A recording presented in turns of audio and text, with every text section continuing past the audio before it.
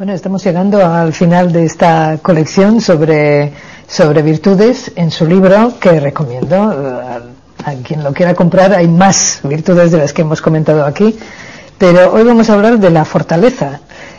Fortaleza, audacia. Yo he visto que en estos dos capítulos usted menciona muchas veces a Dios. ¿Por qué? Pues habría que mencionar a Dios en todas las virtudes, ya que se puede desarrollar cualquiera de las virtudes de acuerdo con la amplitud y la intensidad con lo que se vive, y también de acuerdo con la rectitud de los motivos al vivirla. Entonces hay muchos motivos para vivir las virtudes. Un motivo muy bajo pues sería por miedo. Luego puede ser por un sentido de deber, sin más, un sentido casi kantiano del deber, el deber por el deber.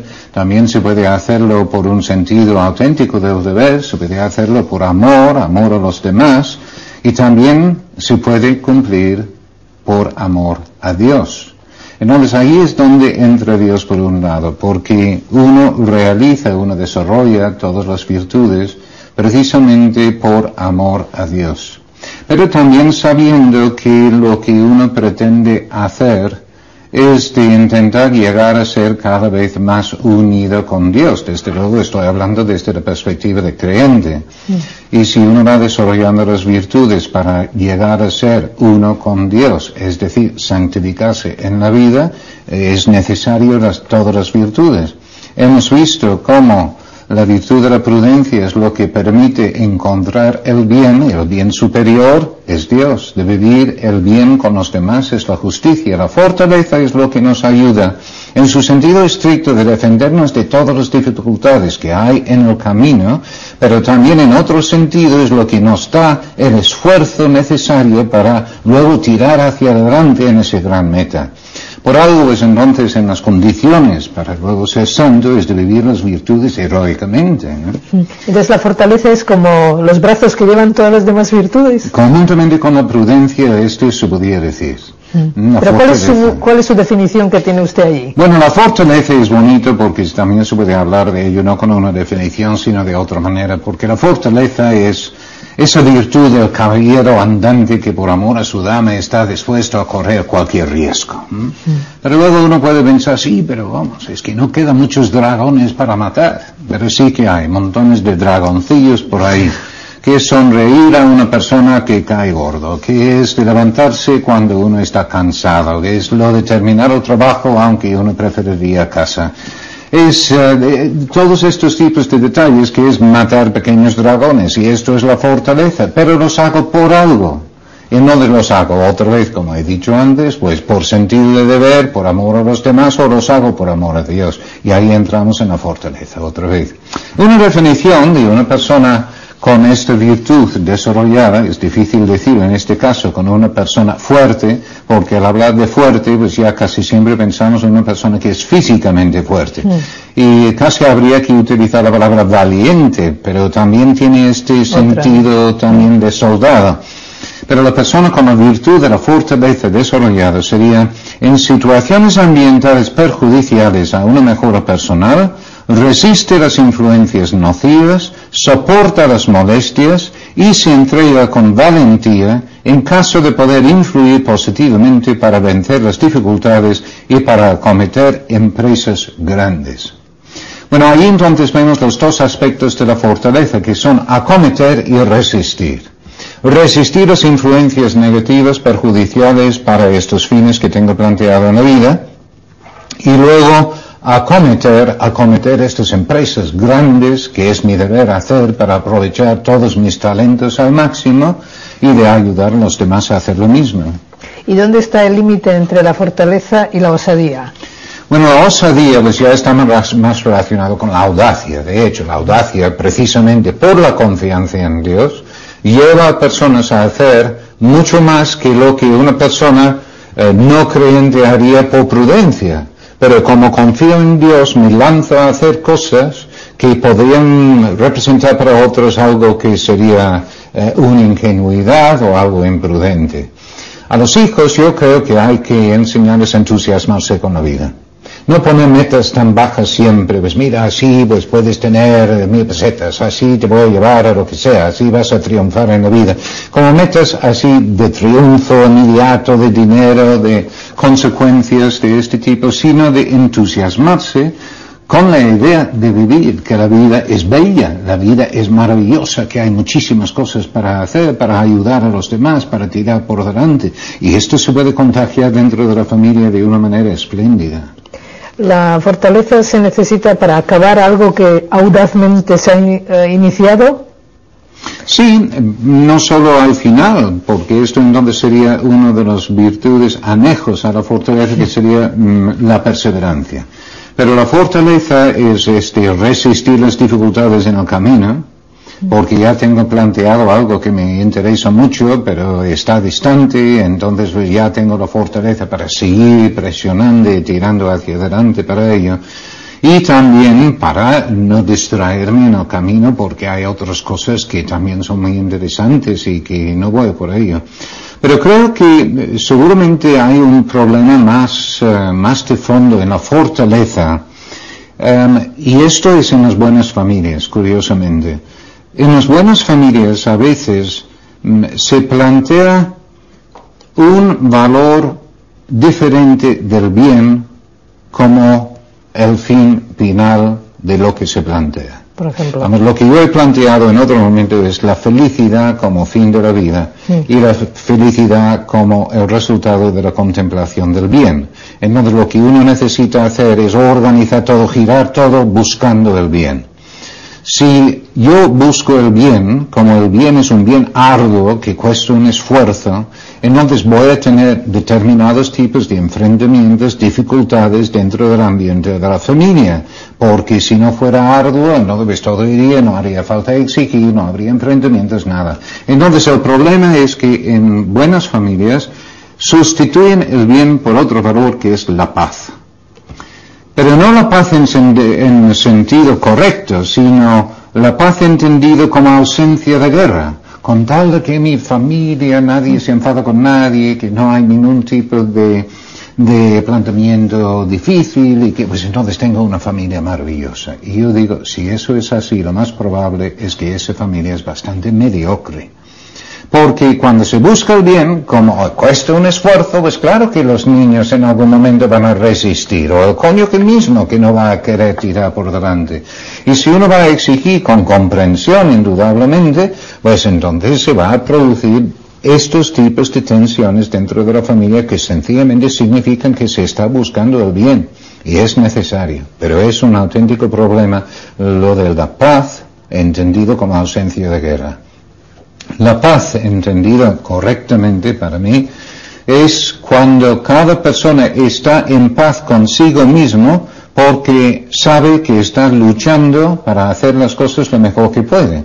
Y así, estando en paz consigo mismo y varias personas haciendo lo mismo, al final uno dice, pues esta familia es una persona en paz. Pero no es ausencia de guerra, esto es otra cosa. Bueno, cuando pienso en la fortaleza también pienso en la paciencia. Otra vez estamos en lo mismo, ¿no? O sea, con los hijos, por ejemplo, porque a veces tienen mucha fortaleza, vamos a decirlo así, pues para seguir en un deporte, para superarse en un esfuerzo físico, pero sin embargo en otras cosas no. Entonces, ¿cómo podemos desarrollar esa fortaleza en las cosas que parecen que no tienen un premio inmediato, sino que son a largo plazo? Bueno, hay dos elementos aquí. Uno es una cuestión de fondo, que serían algunas de estas actitudes, aparte del deseo exagerado de la paz, ausencia de guerra, que impiden a las personas tener metas altas. Uno de ellos es un exceso de miedo.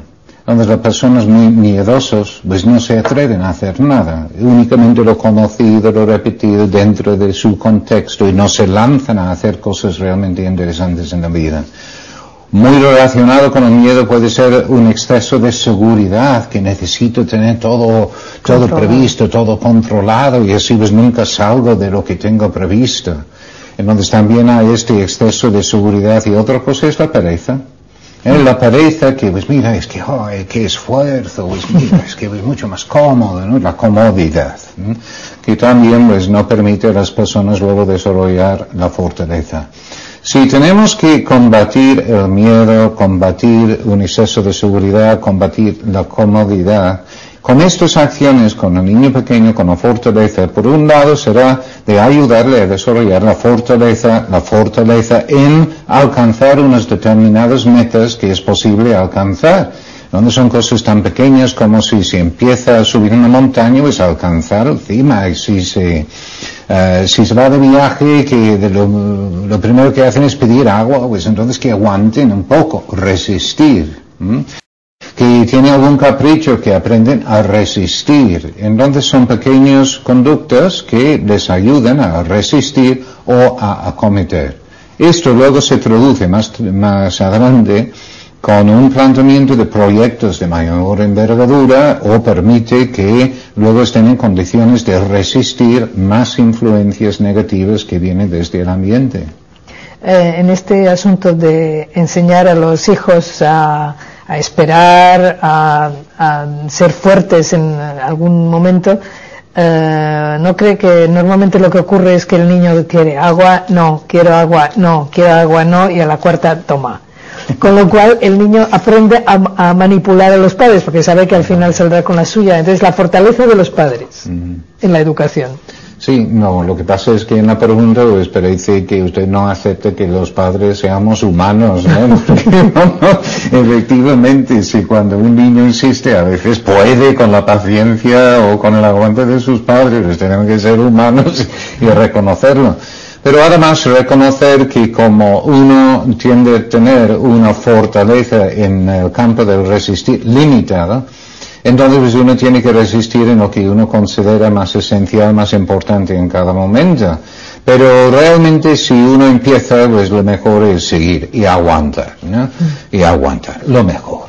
Pero en algunas ocasiones pues uno no tiene aguante, pues mira, ¿qué más da? Mira, es que uno cede y que si uno cede siempre, mal asunto. Si uno cede alguna vez, pues entonces no sucede nada. Siempre podemos rectificar e intentar hacerlo mejor la próxima vez. Que no podemos pedir a los padres que sean perfectos.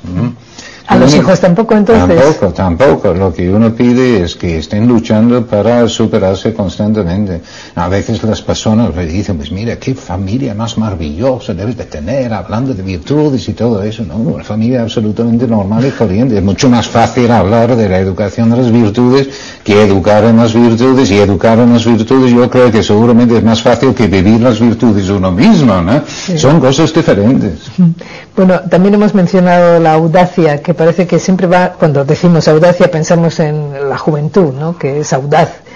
Los padres deben apoyar esa digamos, característica de la juventud y animar a la gente a que ponga en marcha ese carácter audaz que tiene. A mí me parece vital lo de las empresas grandes hacer cosas. Porque a veces parece que los frenamos, ¿no? Sí.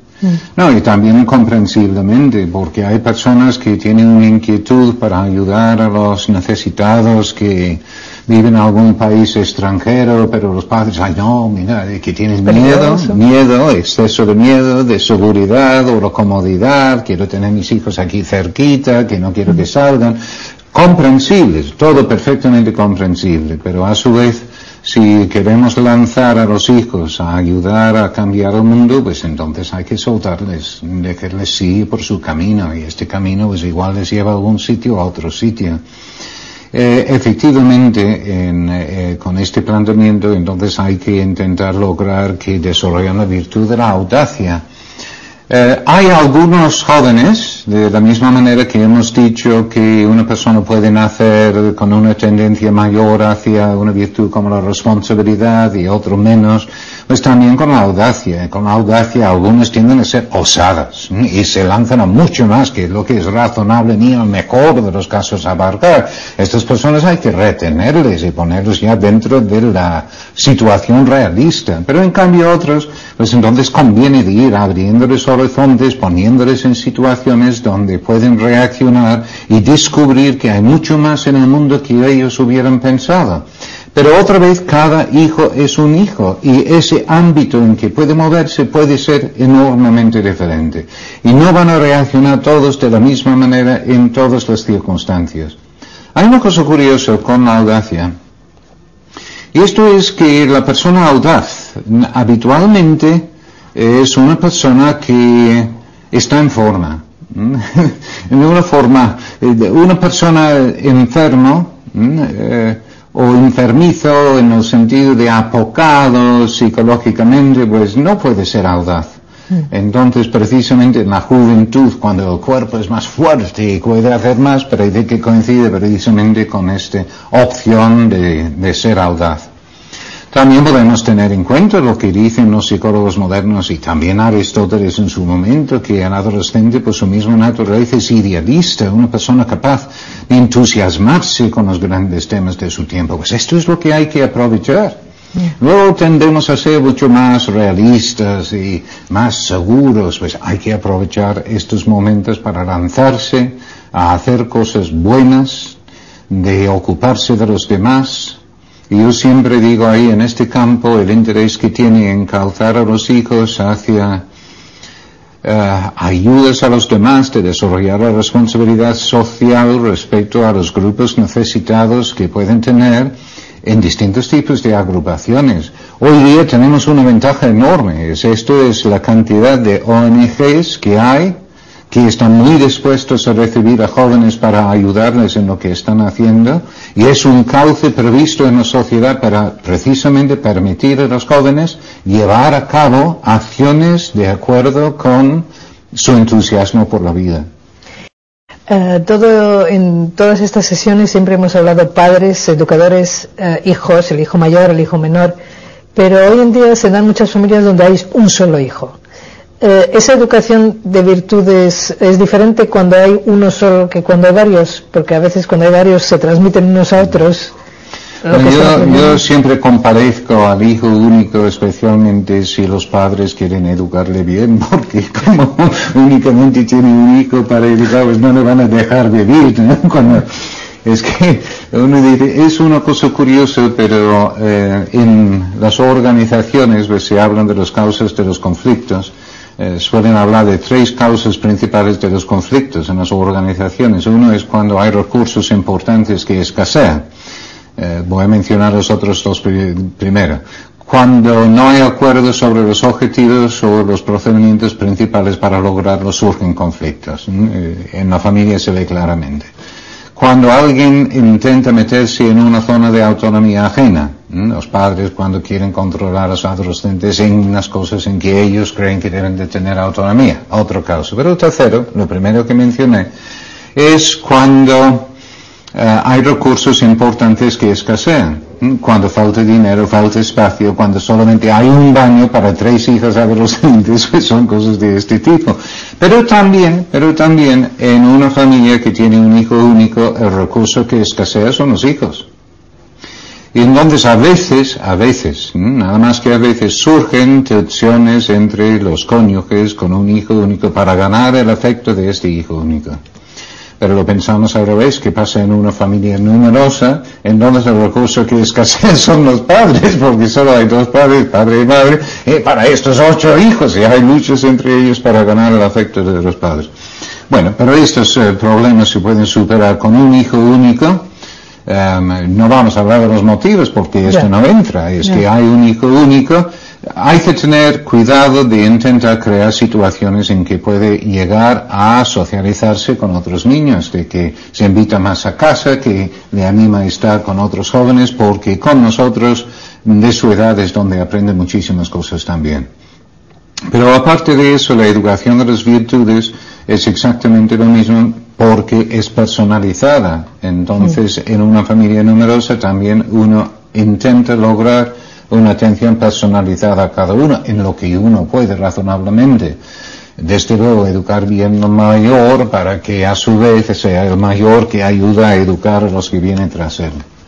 Bueno, como esta es la última sesión, ¿por qué no me hace un poco un resumen de todas estas sesiones, de todas estas virtudes que hemos hecho, quizá dando como una especie de resumen de virtudes, quizá por su orden, por su importancia, Bueno, por su importancia no lo puedo hacer, pero posiblemente se podría pensar en cuáles serían las virtudes que uno podría considerar prioritarias para cada una de las etapas, aunque uno sabe que las personas son diferentes. Al elegir una virtud como una prioridad en la familia, tendría que tener en cuenta la naturaleza de la virtud, también las características del hijo, los valores que se quiere vivir en la familia y también las exigencias de la sociedad de donde uno vive.